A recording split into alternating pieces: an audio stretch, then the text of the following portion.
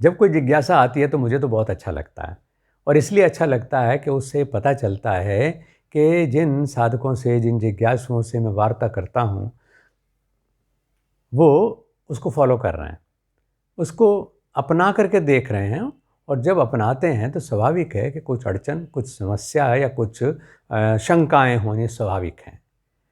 एक बहुत प्यारी बात एक साधक ने पूछी कि ये जो इस समय नवरात्र चल रहे हैं, इसमें आपने बताया कि, और सब लोग जानते हैं इस बात को, कि घट स्थापन करना चाहिए, तो ये घट स्थापन कैसे किया जाए?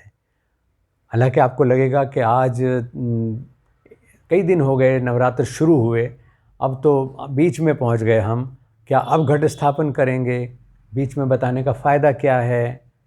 मैं जानता हूँ कि जहाँ जिन्होंने काम ये किया, उनके सामने समस्या आई, उन्होंने जिज्ञासा की, वहाँ बहुत सारे भाई ऐसे भी होंगे जो बहुत कुछ जानते हैं, लेकिन उन्होंने घट स्थापन किया ही नहीं होगा। उन्होंने सिर्फ अप्रिशिएट किया, और या ये सोचा कि हम इस बार पहली तारीख को तो कर नहीं पाए प्रतिपदा पर, अगली बार करेंगे इसको। लेकिन नहीं, मैं इस बात को सोचता हूँ कि जब जागें तब सवेरा। अगर नहीं किया था तो अब कर सकते हैं, क्योंकि घट स्थापन केवल एक घड़ा नहीं है। जनरली लोग घड़ा भी नहीं रखते, बल्कि एक घर में जो भी एक लोटा है, पीतल का हो, तांबे का हो, किसी अष्टधातु का हो, उसको ही जल भर करके रख लेते हैं। उससे रिचुअल चलता है, लेकिन उसका एक्चुअल बेनिफिट हमको नहीं मिलता। इसके लिए मैंने कहा कि हमें मिट्टी का घड़ा रखना चाहिए।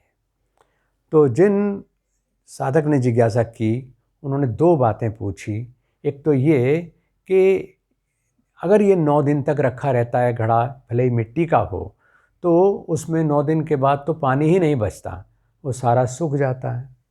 और कुछ ने, जिन्होंने कुछ समझदारी की होगी उस पानी को सुरक्षित करने की, और वो समझदारी क्या है कि आप घड़े को ऐसे ही नहीं रख दें। ऐसे तो वो लुढ़क भी सकता है, गिर सकता है, भग्न होने की संभावना ज़्यादा होती है। तो उसको आप गीले रेत के अंदर रखिएगा।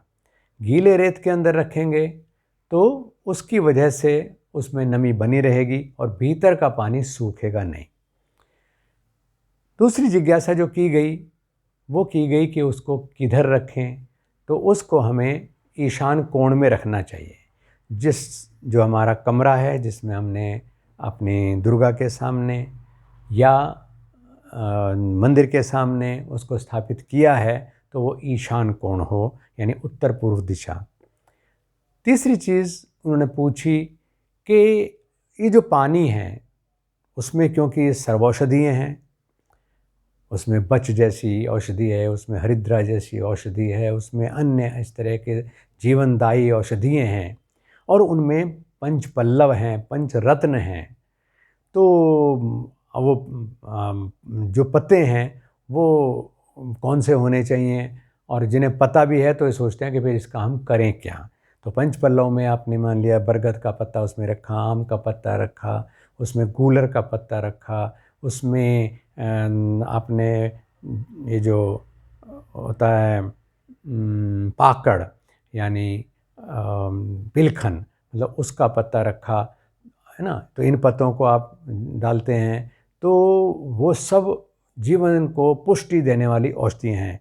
तो उन्होंने पूछा कि क्या हम इसको, जैसे आप बताते हैं कि या तो पवित्रीकरण के दृष्टिकोण से घरों के चारों तरफ उसको छिड़क देते हैं, घरों के कमरों में छिड़क देते हैं 9 दिन बाद, ताकि दिव्य आशीर्वाद जो है वो पूरे परिवार को मिला रहे, पूरे हमारे जो कहते हैं ना कि दसों दिशाएं जो हैं उनसे हम सुरक्षित हों, इस भावना से उसको करें। लेकिन जल हमारे पास है तो हम उसको स्नान में प्रयोग कर सकते हैं। लेकिन ये निश्चित रूप से बहुत अच्छी बात है कि अगर आपने पूरी शुद्धि के साथ उनको जो जो धातु, जो जो पत्ते, जो जो औषधिएँ उसमें होनी चाहिए, तो उनका आप आचमन भी कर सकते हैं। मैंने यज्ञ के समय भी साधकों को इस बारे में चर्चा की थी कि अगर आप कुछ भी खाने के लिए, क्योंकि यज्ञ में जितनी भी औषधियाँ प्रयोग होती हैं, आहुतियाँ जिनकी हम देते हैं, वो सब वो हैं जिनको वैसे भी औषधि के रूप में हम सेवन करते हैं, कर सकते हैं, विभिन्न रोगों में उनका उपयोग होता है। फिर उसकी जो सूक्ष्मीकृत शक्तियाँ हैं, जिस समय वो घृत और अग्नि के साथ संयोग करके पूरे ब्रह्मांड में जाती हैं, तो पूरी सृष्टि को आरोग्य देती हैं। यहाँ तक के बाद में अगर भस्म भी यानी हो बचती है यज्ञ की, तो उसको भी हम अनेक औषधों के रूप में प्रयोग करते हैं। तो ऐसे ही जो ये घट का जल है, उसको भी हम आचमन कर सकते हैं, उसको पी सकते हैं, उससे अपने स्वास्थ्य को बढ़ा सकते हैं। अमृत भी अगर मर्यादा से अधिक, अमृत भी अगर सीमा से अधिक हम प्रयोग करते हैं, तो हमारे लिए वो स्वास्थ्य खोने का साधन बन सकता है। इसी तरह से विष का भी अगर हम सजग प्रयोग करते हैं, औषधीय दिशा निर्देश के अनुसार प्रयोग करते हैं, तो वो जो हमारे कहते हैं जहर को मारता है, उसमें हमारे लिए विष भी लाभकारी होता है। संखिया भी आयुर्वेद में जीवनदायी औषध के रूप में प्रयोग होता है। लेकिन इसका मतलब ये नहीं कि संखिया खा करके, जहर खा करके हम सोचें कि हम स्वस्थ हो जाएंगे, उससे हम अपना जीवन खो सकते हैं।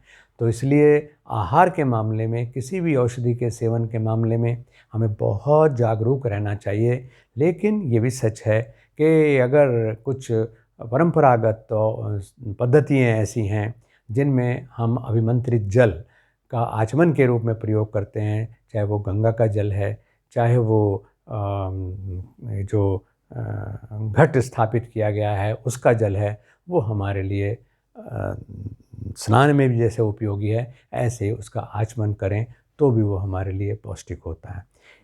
एक बहुत ज़्यादा इम्पॉर्टेंट चीज़ ये है कि हम खाली घड़ों तक न रह जाएं, क्योंकि ये जो नवरात्र का पर्व चल रहा है, इसमें हमें कहा गया है घट स्थापन करना। तो घट केवल वो नहीं जो धातु का है या मिट्टी का है, घट ये भी है जो आपको सामने दिखाई दे रहा है या जो आपके पास है। इसलिए परमात्मा को घट घटवासी कहा गया है कि परमात्मा हर घट में रहता है।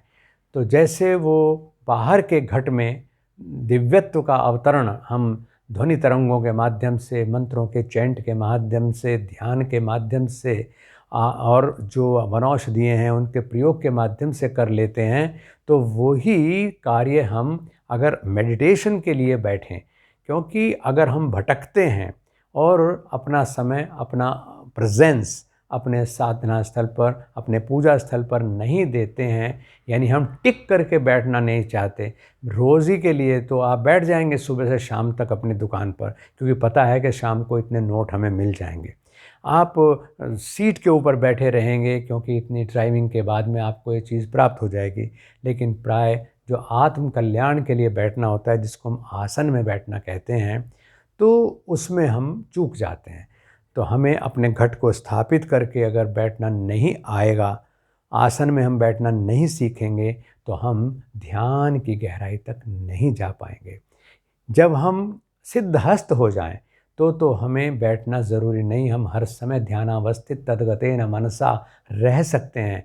लेकिन ये जो पूजा पद्धति है, जो उपासना के तरीके हैं, जो चाहे वो नवरात्र है या और इसके बाद कुछ ऐसी पर्व पद्धतियाँ आएंगी, उनमें बैठना है, वो हमारे लिए जैसे मिट्टी के घड़े को रखना महत्वपूर्ण है, ऐसे ही अपने आप भी आसन में बैठने का अभ्यास करना महत्वपूर्ण है। यदि वो नहीं कर पाते हैं, तो फिर हमारी ये पूजा पद्धतियाँ पूरा प्रभाव नहीं दे पाती हैं।